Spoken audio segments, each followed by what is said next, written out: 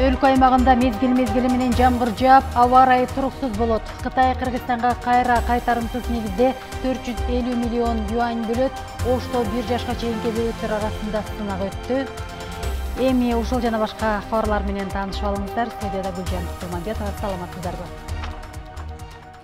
3-5 июнь күндөрү аба ырайы туруксуз болот. Көпчүлүк аймактарда мезгил менен жамгыр жаап, күн күркүрөйт. Шашылыш билдирүүнү Кыргыз гидромет таратты. Маалыматка караганда бийик тоолуу райондордо кар түшүп, тоо этектеринде жаан-чачын катуу жаашы ыктымал. Бийик тоолуу райондордо жолдор тайгак болуп, батыштан соккон шамалдын ылдамдыгы секундасына 4-9 метрден 17-22 метрге чейин жетиши мүмкүн. Мындай туруксуз аба ырайы автоунаа, энергетика жана коммуналдык кызматтардын ишин, жайлоо малды кармоону кыйындатат. Ошондой эле өлкөнүн сел коркунучу бар райондорунда сел жүрүшү дагы толук мүмкүн. Жыл башынан бери мамлекеттин казынасына дээрлик 31 миллиард сом салык төлөмө түштү. Мамлекеттик салык кызматынан билдиргендей, быйыл 2017 жылдын май айына салыштырмалуу 3 миллиард 28,1 миллион сомго көп топтолгону айтылат. Бул былтыркыга салыштырмалуу дээрлик 11%га жогору. Алдын ала маалымат боюнча 2018 жылдын январь-май айларында мамлекеттик салык кызматы 30 миллиард 819 миллион сом өлчөмүндөгү салык жана төлөмдөрдү чогултту. Коюлган план 101,6%га аткарылды. Тагыраагы 474,5 миллион сом ашыгы менен жыйналды. Кытай Кыргызстанга кайра кайтарымсыз негизде 450 миллион юань же 70 миллиондон ашык доллар грант бөлө тургандыгын экономика министрлиги билдирди. Билдирүүгө караганда, Кыргызстан менен Кытайдын ортосунда техникалык экономикалык кызматташуу боюнча келишимге кол коюлду.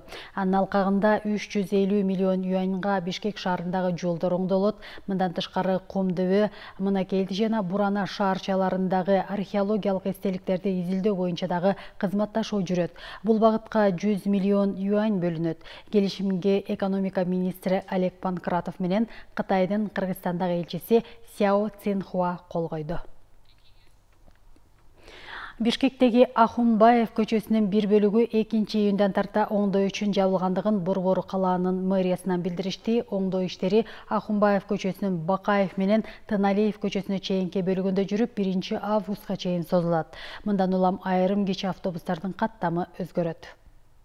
Шаардык транспорт башкармалыгынын маалыматы боюнча жол жабылгандыктан номер 147, 130, 118, 264, 203, 202, 188, 170, 157, 159, 148, 101 жана 100 кичи автобустардын каттамы өзгөрөт. Маршруттук таксилер Тыналиев Псков көчөсү менен ылдый түшүп, кайра келе жатканда Поваринская көчөсү менен чыгат. Айни Бакаев жана Ахунбаев көчөсүнө чыгып, кайра өз багыты менен кетет.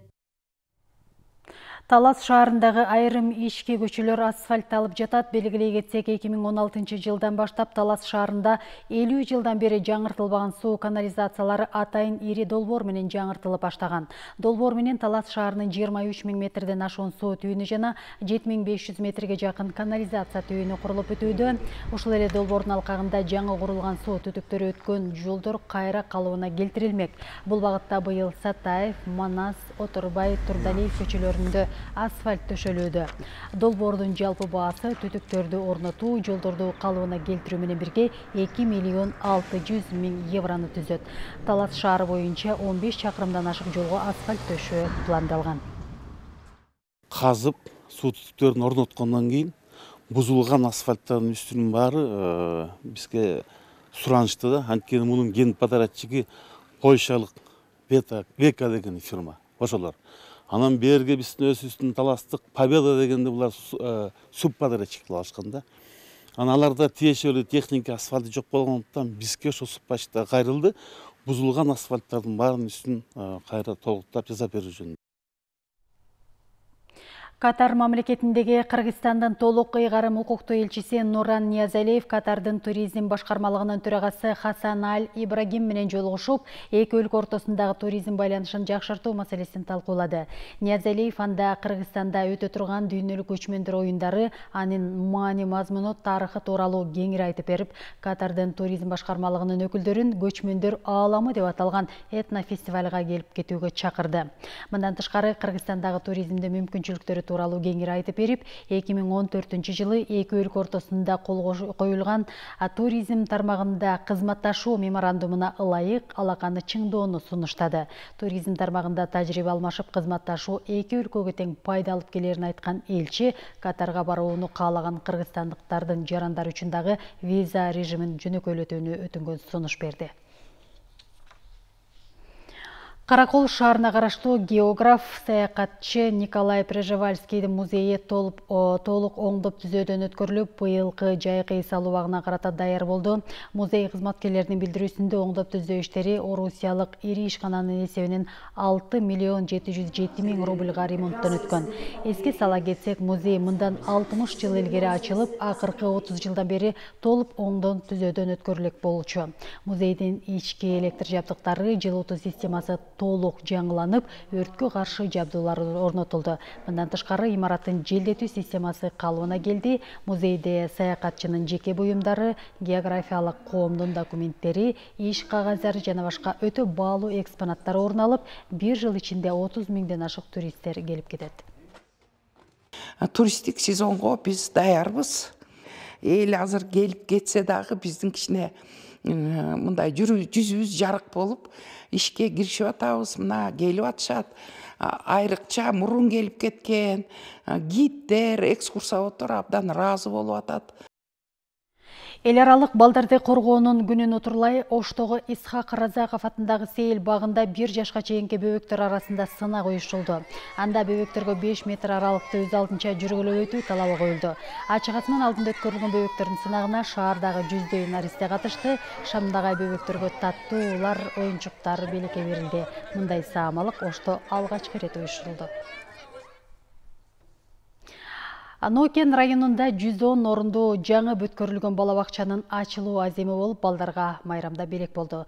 Заманбап ылайыкташкан 2 кабаттуу бала бакча мамлекеттик бюджеттин эсебинен курулган. Мындан тышкары балдар күнүнө карата район аймагында ар түрдүү майрамдык иш-чаралар уюштурулду. Теманын уландысы кийинки сюжетте. Балдарды коргоо күнүндө Нокен районунун Кыргызстан айылында кош майрам. 4000ден ашуун калыпташкан бул айылда эң көйгөйлүү маселелердин бири чечилди. 110 орунду бала бакча бүткөрүлүп, ачылуу аземи балдар күнүнө туш болду.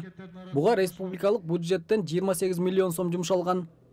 Быйыл президентибиздин жарлыгына байланыштуу аймактар өнүктүр жылына бүгүн мына 1-июнь балдарды коргоо күнү.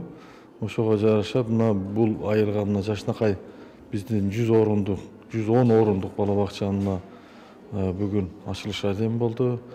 Бала бакчанын курулушун чыдамсыздык менен күткөндөр айылдагы ата-энелер. Бул күнү балдарыбыз үчүн чоң белек болду дешет. Жаңы курулган бала бакчанын бүткөрүлүшү менен 20дан ашуун жумушчу орун түзүлгөн. Абдан бар эле муктаждык, бар эле кыйналып аткан ата-энелер муну аябай күттүк, аны ачылат, муну ачылат деп аттык элек. Мына Кудайга шүгүр, бүгүн Ороз айларында балдардын коргоо күнүндө кош майрам болуп ачылып калды. Биз аябай ата-энелердин атынан ыраазычылык айтабыз. Бул күнү райондогу Жумабек Ниязов атындагы атайын жалпы билим берүүчү жатак мектебинде да майрам уюштурулду. Бул көмөкчү жатак мектебинде мүмкүнчүлүгү чектелген балдар 9-класска чейин тарбияланат. Балдарды коргоо күнүндө облустук өкүлчүлүктөн 20 миң, ал эми райондук администрация тарабынан 10 миң сом акчалай колдоо тапшырылды. Мындан сырткары облустан жана райондон келген мекеме ишканалар белек жана башка күнүмдүк керектелүүчү каражаттар менен камсыздады. Кечээ эле мен Бишкекке барып, Кыргыз Республикасынын тышкы иштер министрлигинде болуп, ушул биздин интернатка 100 миң сомдук сертификат берди. Ушуну буюрса балдарыбыздын ушу ашканага керектүү буюмдарды алгыла деп чоң жардам берди. Бакчадагы балалык балдан соң көз менен гүл бакчам, татынакай күн пакчам. Ушул боз үйдүн төбөсүндө көзү бар, Манас бабам баштаган түгөнбөгөн сөз бар. Көчүп конуп жүргөнгө женеттин айлы болсун үчүн бабалар ойлоп тапкан турбайбы? Майрамдык маанай район борборунун эс алуу багында да концерттик программа менен уюштурулган. Мында да мүмкүнчүлүгү чектелген, аз камсыз болгон үй бүлөлөрдүн балдарына жана мектепте мыкты окуган 120 окуучуга атайын белектер тапшырылды. Осмон Оламсадыров, Алмаз Сатаров, Коомдук биринчи канал, Жалал Абад облусу. Түшкү сааттарга алынган кабарлар мына ушулар болду. Бул жана башка жаңылыктар менен Ала Тоо 24 мобилдик тиркемебизден дагы тааныша аласыздар. Мен сиздер менен кайрадан саат 5-те жолугушам. Биздин каналдан алыстабай туруңуздар.